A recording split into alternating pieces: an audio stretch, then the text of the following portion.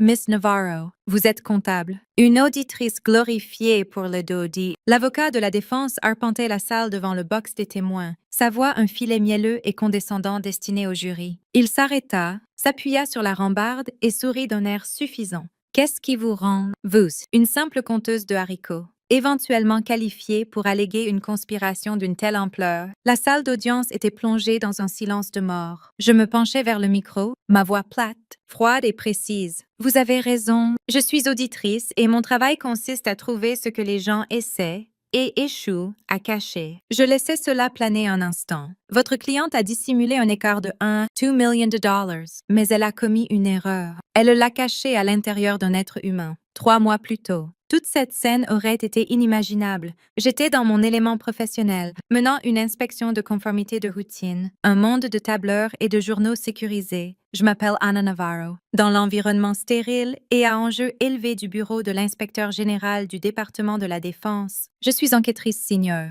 Mes collègues m'appellent le scalpel, un nom que j'ai gagné pour être respecté. Crainte et d'une précision chirurgicale à débusquer la fraude et le gaspillage que les autres manquent. C'est une vie d'autorité discrète bâtie sur des faits, mais dans ma tête, dans les moments où le bureau est calme, je suis encore la fille invisible de la maison pour enfants sains. Jude, je suis encore ce numéro. Ce dossier, cette fille que le système a oubliée. Mon sujet ce jour-là était le général Thorne, un général 3 étoiles tout en acier et en commandement, supervisant un réseau logistique de la taille d'un petit pays. Il était poli, professionnel, mais visiblement tendu. Un audit de l'OIG n'est jamais une expérience confortable. Pas même pour un homme qui portait son autorité comme une seconde peau. Je faisais juste mon travail. Passant en revue la liste de contrôle, ma voix un monotone plat. Vérification du journal des actifs sécurisés. Article 4. Mes yeux dérivèrent du registre juste une seconde vers son bureau personnel. Glissé derrière une lourde médaille de défi se trouvait un petit cadre photo usé. Deedens, une petite fille, peut-être 8 ans, rayonnait d'un sourire éclatant avec une dent manquante.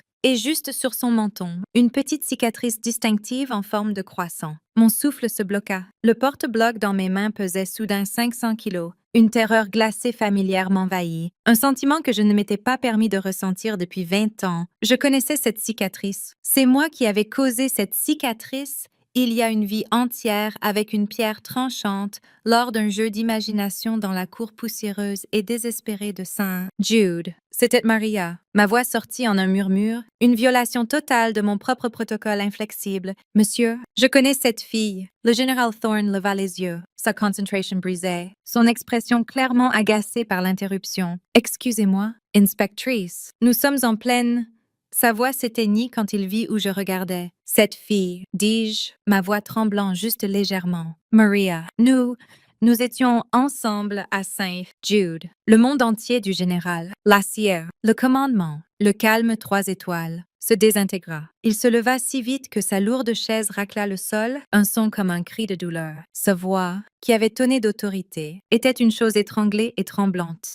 Ce n'est pas possible. Il me fixa, les yeux écarquillés d'un espoir terrible et frénétique. C'est ma fille. Elle a été enlevée dans un parc il y a 15 ans. Son monde venait de heurter le mien. Il pensait que sa fille était une victime d'enlèvement nommée Alara. Je la connaissais comme une orpheline nommée Maria, et je connaissais la personne qui nous reliait tous les deux. La femme qui m'avait dit il y a toutes ces années que Maria avait été adoptée par une famille aimante au Canada. Pour comprendre le règlement de compte qui suivit, il faut comprendre les 2 vies que je menais, mes 2 mondes. Ils ne pouvaient pas être plus différents. L'un était le passé dont j'avais fui, et l'autre la forteresse que j'avais bâtie pour y échapper. Le passé était la maison pour enfants sainte, Jude. Ce n'était pas une maison, pas vraiment. C'était une institution, un lieu de murs gris, de nourriture grise et du poids écrasant constant de savoir que vous étiez un poste budgétaire, pas une personne. C'était le monde de Madame Albright, la directrice de l'orphelinat, une femme froide, sévère et totalement obsédée par ses registres.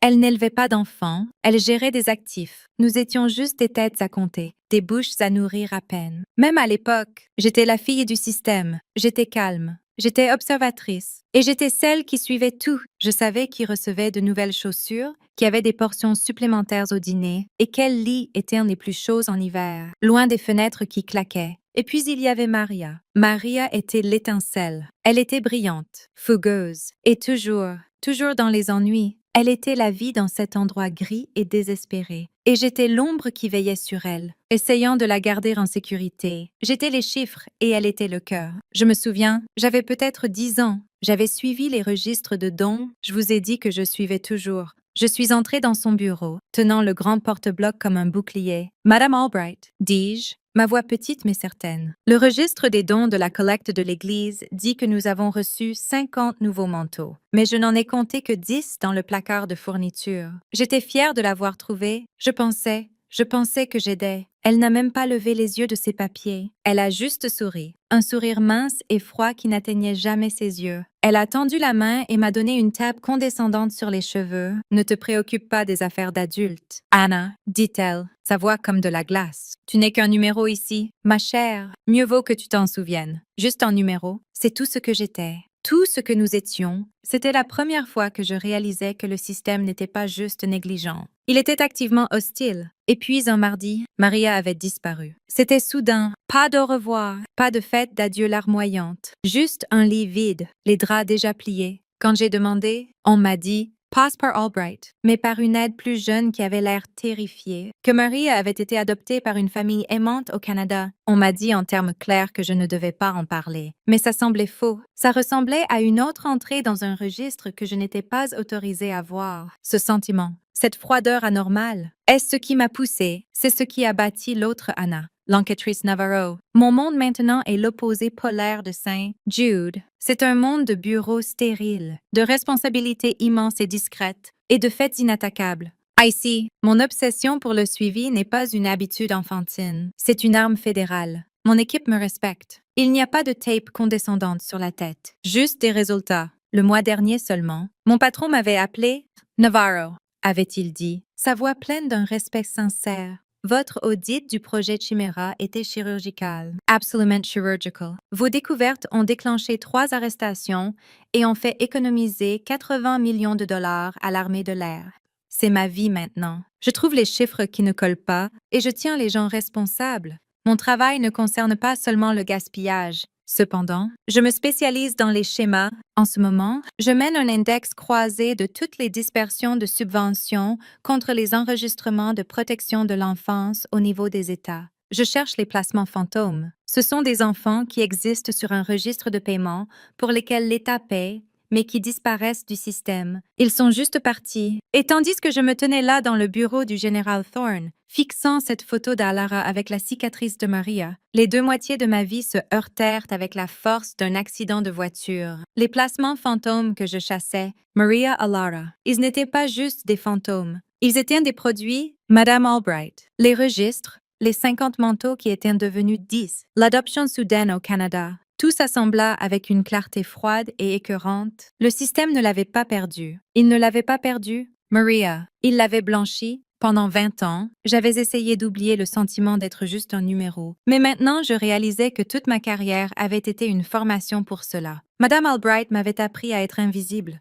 Elle n'avait jamais imaginé que j'apprendrais à utiliser cette invisibilité comme une arme. Le choc dans le bureau du général Thorne dura peut-être 30 secondes, puis il recula et quelque chose d'autre, quelque chose de froid, dur et familiar, prit sa place. La file invisible recula et l'enquêtrice Navarro prit le relais. Je regardais le général droit dans les yeux, ma voix parfaitement stable. « Monsieur, disiez, je crois que votre fille a été trafiquée via un réseau d'adoption corrompu opéré depuis Saint Jude. Je ne peux pas ouvrir un dossier froid. Ce n'est pas ma juridiction. My Saint Jude a reçu des millions en subventions fédérales au cours des 2 dernières décennies. Je peux ouvrir une enquête sur le gaspillage, la fraude et les abus, et je le ferai. » Son chagrin se dossier visiblement en une résolution froide et pure. Il n'était plus juste un père désespéré. Il était un général 3 étoiles, et il était mon allié. Je ne peux pas assigner mon commandement à cela. Navarro, dit-il, sa voix basse et dangereuse. Mais je peux passer un appel. Je peux obtenir d'un juge fédéral qu'il décèle 20 ans de registre financier de Saint Jude pour motif de sécurité nationale.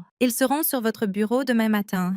Est-ils l'éteignent? Je plongeais dedans. Ce n'était pas une question d'émotion. Ce n'était pas une question de vengeance pour la petite fille à qui on avait dit qu'elle n'était qu'un numéro. C'était une question de piste papier. C'était mon langage. Je m'enfermais dans une salle de données sécurisée, le bourdonnement bas et constant des serveurs. Le seul son, mon visage éclairé seulement par la lueur des 2 moniteurs, tandis que je croisais 2 décennies d'anciens relevés bancaires, d'identifiants fiscaux, de fichiers d'adoption cryptés et d'allocations de subventions fédérales. Je ne cherchais pas une seule preuve irréfutable. C'est ce que font les amateurs. Je cherchais le schéma et je le trouvais. C'était presque élégant dans sa terrible manière systématique. Les frais d'adoption pour Maria étaient exactement de 75 000 $. Ils avaient été virés depuis une société écran offshore basée au Caïman. Un coupe-circuit classique, mais sur le formulaire fédéral 990 de l'orphelinat, le dépôt fiscal requis pour tous les organismes à but non lucratif. Il était listé comme un don charitable anonyme. Ce n'était pas une adoption. C'était du blanchiment d'argent. Utiliser un enfant comme actif. C'était l'hameçon. Maintenant, je n'avais plus qu'à ferrer le poisson. Je vérifiais l'enregistrement de la société écran. L'agent listé, une société holding au nom générique, et qui était le propriétaire unique de cette société holding, le beau-frère de Madame Albright. Je sentis un sourire froid et mince effleurer mes lèvres. C'était le clic. Le moment où tout le puzzle s'assemble, je continuais à creuser. À 3 heures du matin, j'avais trouvé 3 autres adoptions avec exactement la même empreinte financière. 3 autres enfants, 3 autres sociétés écrans, toutes liées à elle. Madame Albright avait bâti une forteresse de papier pour cacher ses crimes, comptant sur le monde pour voir des enfants comme moi comme sans valeur, comme des erreurs d'arrondi. Elle était sur le point d'apprendre. Je suis l'auditrice et je trouve toujours l'écart. Je suis entrée dans cette salle d'audience fédérale, mes talons claquant sur le sol de marbre froid. Cela semblait plus stérile que n'importe quelle installation sécurisée où j'avais été. Et elle était là, Madame Albright. Elle était assise à la table de la défense, paraissant petite et frêle dans son tailleur coûteux. Une performance délibérée. Son avocat, un homme au sourire acéré et aux cheveux plaqués en arrière, lui murmurait à l'oreille. Puis mes yeux le trouvèrent dans la galerie. Le général Thorne était assis au premier rang, droit comme un I, une promesse silencieuse de jugement. 4 étoiles dans son uniforme de parade complet. Il n'était pas là en tant que général, il était là en tant que père. Toute la stratégie de la défense consistait à me discréditer. L'avocat avait passé 1 heure à me peindre comme une ancienne pupille vindicative, une orpheline amère et instable avec une rancune personnelle. Il essayait d'en faire une question d'émotion, de revanche fantasmée d'une petite fille. Il était sur le point d'apprendre. Je ne traite pas d'émotions, je traite de faits. C'est alors qu'il commit son erreur fatale. Juste pendant le contre-interrogatoire, Miss Navarro, vous êtes comptable. Une auditrice glorifiée pour le Dodi, il ricana au jury. Il se pencha, sa voix dégoulinant de condescendance. Qu'est-ce qui vous rend? Vous, une simple conteuse de haricots, éventuellement qualifiée pour alléguer une conspiration d'une telle ampleur. La salle d'audience était plongée dans un silence de mort. Je me penchai vers le micro, ma voix plate, froide et précise. Vous avez raison. Je suis auditrice et mon travail consiste à trouver ce que les gens essaient et échouent à cacher. Je laissais cela planer un instant tandis que son sourire vacillait. Votre cliente a dissimulé un écart de 2 millions de dollars, mais elle a commis une erreur. Elle l'a caché à l'intérieur d'un être humain. Quand ce fut mon tour à la barre en tant que témoin expert de l'accusation, je n'étais pas Anna l'orpheline. J'étais l'enquêtrice Navarro. J'étais calme. J'étais clinique. J'avais mes classeurs et j'avais la vérité. Le 14 mai 2005, commençai-je. Ma voix claire et stable. La maison pour enfants 5. Jude a reçu la subvention fédérale 44B désignée pour des améliorations capitales. 2 jours plus tard, le 16 mai, un virement d'exactement 75 000 $ est apparu sur un compte pour le fonds de charité privée de Madame Albright. Un jour après cela, le 7 mai, les papiers d'adoption de Maria ont été accélérés via une dérogation de 72 heures. Citant une urgence familiale, le code d'autorisation pour cette dérogation était 18 Delta. Je marquai une pause, regardant directement le jury. Selon les propres statuts de l'orphelinat, ce code spécifique n'était autorisé à être utilisé que par Madame Albright. L'avocat bondit sur ses pieds. Objection. Elle spécule. Le juge, une femme pragmatique qui avait clairement lu mon rapport, ne s'y la même pas. Elle relit les points. Maître, asseyez-vous, laissez-la finir. Je me tournai vers la dernière pièce à conviction. Ce n'est pas juste une question d'argent, dis-je, ma voix se durcissant juste un peu. C'est une question de système. Madame Albright n'a pas juste vendu des enfants, elle les a effacés. Elle a créé de nouvelles identités. Je l'exposais toutes. Les sociétés écrans, les comptes offshore, le schéma. Elle a pris Maria et l'a transformée en Alara. Elle l'a vendue à une famille qui, 18 mois plus tard, l'a déclarée kidnappée. C'était toute une performance, une façon de couvrir leurs traces, de rompre la piste de papier. Je regardais enfin Madame Albright. Son masque de calme frêle avait disparu, son visage un masque pâle et tordu de haine. Mais il ne pouvait pas rompre la piste bancaire. On ne peut pas effacer les chiffres. C'est alors qu'elle craqua. La frêle vieille femme disparut. Toy, hurla-t-elle, sa voix un sifflement rauque tandis qu'elle essayait de bondir de sa chaise. Tu as toujours été une petite fouineuse sans valeur. Le marteau de la juge s'abattit. Le son comme un coup de feu dans le silence soudain, ordre dans la cour. Je détournai le regard d'elle. Mon travail accompli, mon regard trouva le général Thorne. Ses yeux étaient fermés serrés. Son visage rigide, tandis qu'une unique larme silencieuse roulait sur sa joue. La piste de papier était irréfutable. À cet instant, elle n'était pas une enfant, et je n'étais pas une auditrice. J'étais un témoin, et mon témoignage était le reçu pour une vie volée. Le verdict revint en moins de 3 heures. Coupable. Sur tous les 12 chefs d'accusation, fraude électronique, blanchiment d'argent, trafic d'êtres humains. Les mots résonnèrent dans la salle d'audience au plafond haut, chacun un coup de marteau. Une entrée finale et définitive dans un registre que j'avais attendu toute ma vie de clore. Je regardais, mon visage impassible, tandis que la cohue médiatique éclatait. Madame Albright, elle ne paraissait plus frêle. Elle paraissait juste petite, vaincue. Le masque avait disparu et en dessous n'était qu'une vieille femme amère. Je les regardais lui passer les menottes. Je regardais la femme qui m'avait dit que je n'étais qu'un numéro devenir un elle-même. Un dossier, un numéro de détenu, un problème enfin résolu. Je rassemblais mes classeurs, mes mouvements précis, méthodiques. Le bruit de la salle d'audience était un rugissement sourd dans mes oreilles. Tandis que je descendais l'allée, la foule s'écarta et je me retrouvais face à face avec le général Thorne. Il n'avait pas bougé de son siège. Les reporters criaient son nom, le mien, mais il ne semblait pas les entendre. Il se leva lentement à sa pleine hauteur imposante et me regarda droit dans les yeux.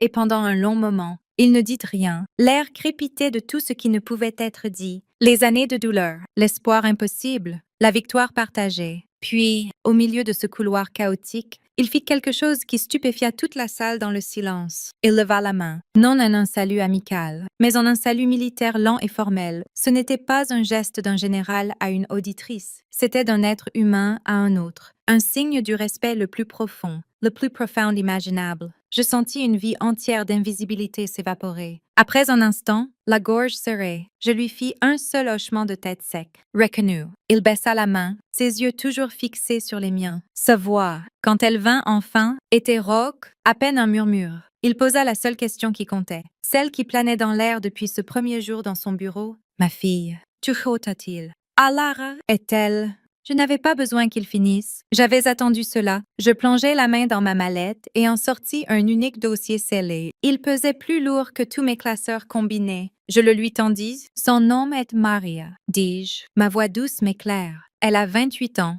Elle est en sécurité. Les parents adoptifs qui l'ont achetée, ils sont aussi en garde à vue. Un marshal américain est avec elle en ce moment dans une maison sûre en Virginie. Il serra le dossier comme une bouée de sauvetage. Ses jointures blanches. Je le regardais en retour, soutenant son regard, m'assurant qu'il m'entende. Elle sait que vous la cherchez. Monsieur, je marquai une pause. Elle a peur, mais elle est prête. 1 an plus tard, je me tenais à regarder par la fenêtre de mon nouveau bureau. Il était plus grand, à un étage plus élevé. La vue était expansive. La petite plaque argentée sur ma porte ne disait plus enquêtrice. Elle disait chef de section Navarro, Division de crimes financiers. J'avais gagné cela. Je l'avais bâti non avec des poignées de main, mais avec des faits. Mon focus n'était plus seulement sur le gaspillage. Mon projet Atlas était une nouvelle initiative pour utiliser l'exploration de données afin de prédire et intercepter les réseaux de trafic avant qu'ils ne créent une autre Maria, une autre famille. Ma vraie famille était de l'équipe que j'avais bâtie. Mon analyste principal frappa et entra sans attendre. Chef, dit-elle, laissant tomber un dossier sur mon bureau. Sa voix pleine du respect décontracté et gagné que j'avais appris à chérir. L'audit du projet Atlas est prêt pour votre revue. Nous avons déjà trouvé les écarts que vous aviez prédits. Je me détournai de la fenêtre, un petit sourire satisfait sur le visage. Bien, dis-je, au travail. Tandis que mon équipe entrait, mes yeux dérivèrent vers mon propre bureau. Glissée derrière ma médaille de défi du DoD se trouvait une nouvelle photo. Elle n'était pas usée comme celle du général. Elle était neuve, imprimée le mois dernier. Elle provenait d'un simple barbecue dans un jardin, le genre que je n'avais jamais eu enfant. Deedens, le général Thorne. paraissant maladroit et incroyablement heureux dans un polo, avait son bras autour d'une jeune femme, Maria. Elle souriait, un peu timide, un peu hésitante, mais ses yeux étaient brillants, et j'étais debout à côté d'eux, tenant une spatule. Ce n'était pas une fin parfaite de conte de fées. Ce n'était pas un fairy tale. C'était quelque chose de plus réel. C'était un début restaurateur, un travail en cours. Je regardais la photo un moment, puis me tournais vers mon équipe, vers les chiffres sur mon écran. Madame Albright m'avait appris que je n'étais qu'un numéro sur un registre. Elle avait oublié que dans les bonnes mains, un numéro peut devenir une voix, un témoin et une arme. Parfois, les audits les plus importants ne concernent pas l'argent. Ils concernent la justice. Si vous avez déjà dû utiliser vos compétences uniques pour exposer une vérité que tout le monde ignorait, partagez votre histoire ci-dessous. Dans cette communauté, nous savons qu'aucun détail n'est jamais trop petit. I suppose. How's Nayla doing? Waves to Kane, hope he's well. He's doing alright. He's enjoying himself with Fallout 4. Hello. And I'm doing okay as well, yeah. We just unpacked a box from Tempest from the US, so we had a couple of snacks. And yeah, we're finishing up Clair Obscur today. Just looking at new areas, and then I'll do the rest of it off stream. Feel the storm. I need to make Lune a bit stronger. I feel like I haven't made her strong enough. Let's spill some ink. Okay, I have no AP with them. A storm is coming. What do you have?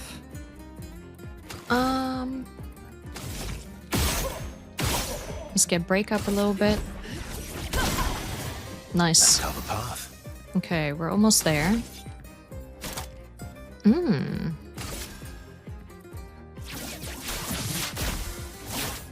Break. Nice. Imagine a concert is as long as the game is. God.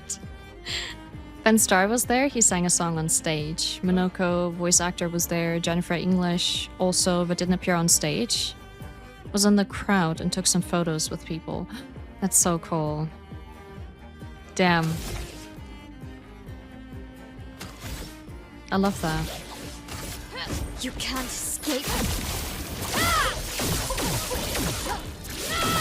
Okay, Mayel. I could have probably leveled them up way better, but tis what it is. Okay, well, it's not too bad. It's not too bad. I'm guessing we can kill him now. Nice. Ben Starr is such a good sport, yeah. Oh, I like that hairstyle. That's gonna suit her so well. Really pretty.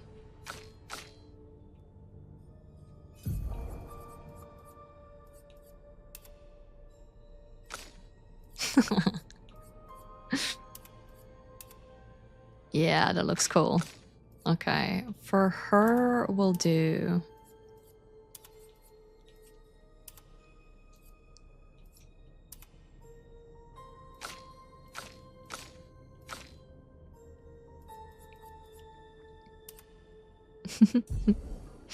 Is that Mayel? This one? Yes. We just recently got a new hairstyle. Why does she look so different? Hold on a second. Why does she look like she has... Maybe it's just her hair. Mayel, stay. Stay, come here. Come. Huh, weird. Oh, we have Outbreak starting now in 30 seconds. Oh, nice. We have a little shortcut. That's cool. Yeah, so we'll go into an Outbreak and then I'll be right back and then we'll continue this. She's self-conscious. Not wearing her own hairstyle, yeah. I get it. Right, grab a snack, a drink, whatever you need. Go use the bathroom, and then we'll finish up this area, okay? So I'll be right back. Only 3 minutes. Good stuff. And that's so you guys don't have to watch any ads whenever you come in and you're not subscribed. Alrighty, enjoy. I'll leave the music on. I'll just do this one. Alrighty, be right back.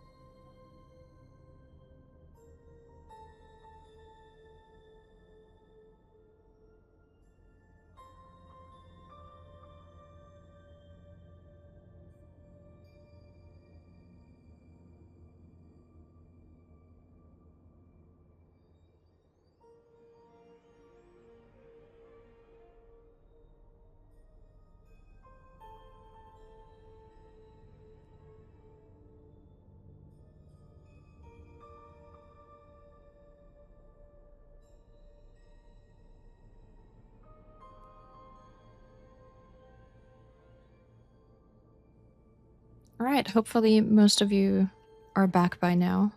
There's only 10 seconds left. And let's just continue. Now I don't know whether I like the shortcut on Luné. I kind of imagine it to be nicer. It's quite short. Welcome back, thank you guys. Huh.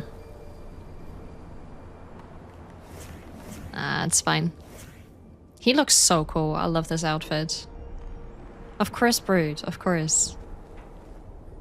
Alright, I think we looked at everything here.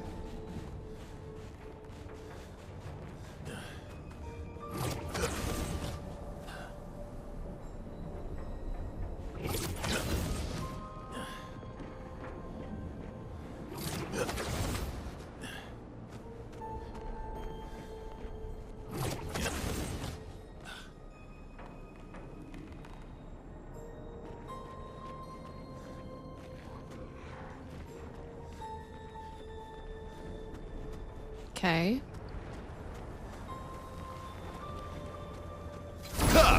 a little bit in our way. Let's get rid of you. Let's see. Can I mark you guys? Oh, marked you. Nice.